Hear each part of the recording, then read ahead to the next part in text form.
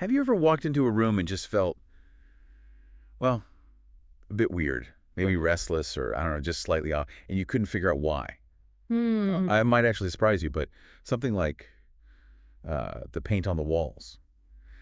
It can seriously affect how you feel, your energy, even your focus. It's really quite something, isn't it? Yeah, today we're doing a deep dive into exactly that, the psychology of color. We're going beyond just, what looks nice. We're Hmm. exploring how these different hues can actually impact our minds, our bodies. We've been looking into discussions on color therapy and, well, the real effects wall paint can have. Exactly. And some of the ideas we've come across are pretty compelling. What's really interesting is how understanding this link, this color-mind connection, can give you a real edge when you're setting up your own space. Yeah, it's not just about aesthetics. Not at all. It's about creating places that actively help you feel how you want to feel or do what you need to do in that room. It goes way beyond just looking good. hmm And our goal here really is to unpack the sort of the science behind it, the principles of color psychology, and then look at how you can actually use this, practically, room by room in your home. Okay. So by the end, you should have a much clearer idea of how to make really deliberate color choices for yourself. Okay, great. So let's dive in. What's the fundamental concept here? Why do colors affect us so much? Well, the core idea is simply that different colors, they tend to trigger different psychological responses in us. Mm-hmm. It's not totally random. There Mm-hmm. seem to be quite consistent patterns in how we react to, different parts of the spectrum. Hmm. And this can sway our emotions, even our physiology. What's really fascinating, some researchers even suggest, like evolutionary reasons, maybe linking colors to nature, survival instincts, that kind of thing. Now that's interesting. Tying it back to something really primal. Okay, so let's take an example. Blue. What kind of feelings or responses does blue usually bring up? Blue is pretty widely known for having a calming effect. It helps quiet the mind. You see it a lot in places designed for relaxation. Like bedrooms. Exactly. Bedrooms are a classic example. That fits right in with what the sources say about using blue to encourage, tranquility. Yeah, I can definitely feel that. And it's not just homes, right? I feel like I see those kinds of colors elsewhere too. Oh, absolutely. Think about spas or maybe meditation rooms. They often use those softer blues, maybe even like muted greens, Yeah. because they're generally seen as fostering peace, serenity. Some studies have even linked blue to lower heart rates, reduce stress, maybe tapping into that connection with like the sky or calm water. But it adds a whole other layer. Yeah. Okay, so what about the other end of the spectrum, the warmer colors like reds and oranges? What do they do? Reds and oranges. They're generally seen as, well, energizing, Joe. stimulating. Physiologically, they can actually bump up your heart rate a bit. Yeah, and they're even thought to stimulate appetite. Historically, you might link them to things like fire or ripe fruit, things that demand attention or signal energy. That historical link makes sense, and it certainly explains where we often see them used commercially. Exactly, like gyms, right? They often use reds or oranges to kind of pump up the energy, the motivation. Uh-huh. And of course, fast food places. It's super common to see those colors in their branding inside the restaurants. The thinking is it makes people more alert, maybe even hungrier. Which I guess answers my unspoken question about painting my bedroom bright orange if I want to sleep well. Huh.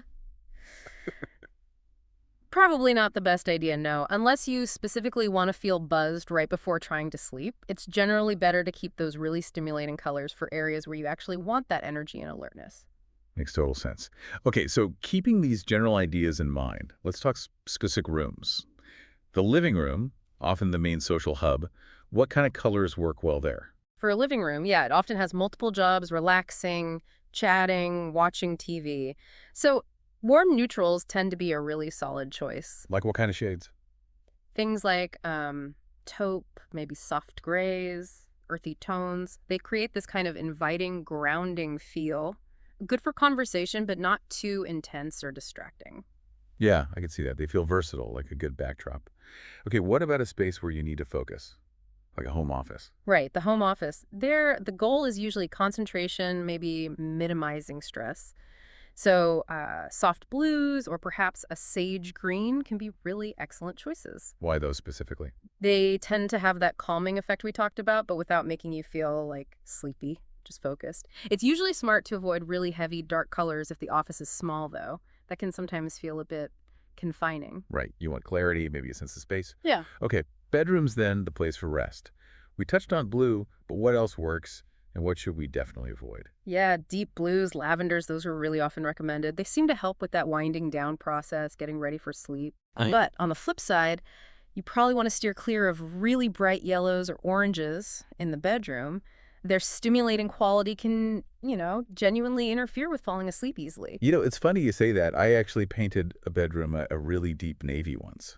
And I swear, I slept so well in that room. I just thought it was, I don't know, coincidence at the time. Oh, it might not have been a coincidence at all. There's a very good chance that deep navy was actually helping, creating that sort of calm, secure feeling conducive to sleep. Huh. That's really fascinating. Okay, last room in our tour bathrooms. What colors help create a good vibe in there? Bathrooms. Usually the goal is like freshness, cleanliness, maybe even a bit of a spa feel, right? Yeah, exactly. So colors like crisp whites, light blues, soft aquas, they really help achieve that. They can make the space feel bigger, brighter, and just, well, cleaner, hygienic. Those definitely bring clean and calm to mind. Now, thinking back to the material we reviewed, there were a couple of really vivid personal stories about color choices going wrong.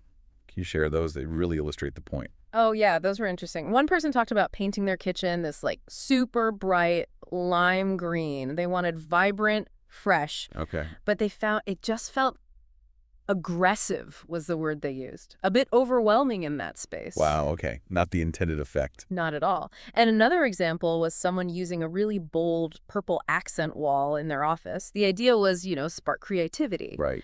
But instead, they just found it really distracting, made it hard to focus on work. Those examples really hit home, don't they?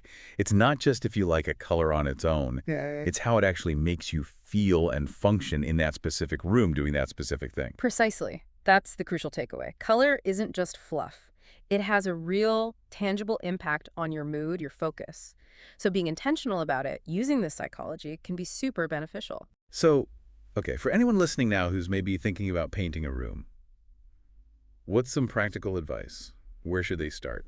I think the absolute most important first step is to really think about the main purpose of that room. What do you do in there most? And crucially, how do you want to feel when you're in it? Start with the function and the feeling. Exactly. Once you're clear on that, then you can start looking at colors that actually support those goals based on what we've been discussing. That's great advice. Function first, then color support. What else? Any other key things to keep in mind? Oh, definitely test your paint choices. Yeah. Get swatches, put them on the actual wall in the room you're painting. Don't just rely on the tiny chip from the store. Yes, the classic mistake. Why is testing so critical? Because colors can look dramatically different depending on the light in that specific room. Natural light, artificial light, how much light there is. And the size of the room matters too. What looks okay small can be overwhelming on a big wall, or vice versa.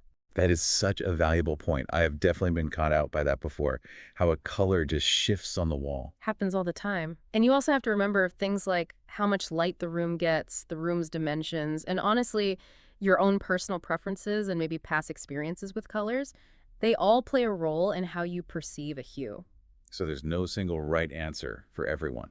Not really. It's about using these principles as guidelines, but then doing a bit of personal experimentation to see what feels right for you in your space. Okay. So as we kind of wrap up this deep dive on color psychology, Yeah. what's the single biggest thing you hope people take away from this conversation? I think the most significant point is just realizing that the colors in our homes, they're way more than just decoration. They have a real measurable effect on how we feel emotionally and how well we function in those spaces. All right, so Yeah. for you listening, maybe take a second now or later today and just consciously look at the colors in your own home. Think about how they might be subtly influencing you day to day. Yeah. Did they actually line up with what you use each room for and how you want to feel there? Yeah, and that leads to a really interesting final thought to ponder maybe after this deep dive is over. How might changing the color of just one room in your house, but doing it intentionally based on these ideas, how might that actually create a positive shift in your daily life or even just your overall sense of well-being? Mhm. It seems like a simple thing, painting a room, but the effects could potentially be quite significant.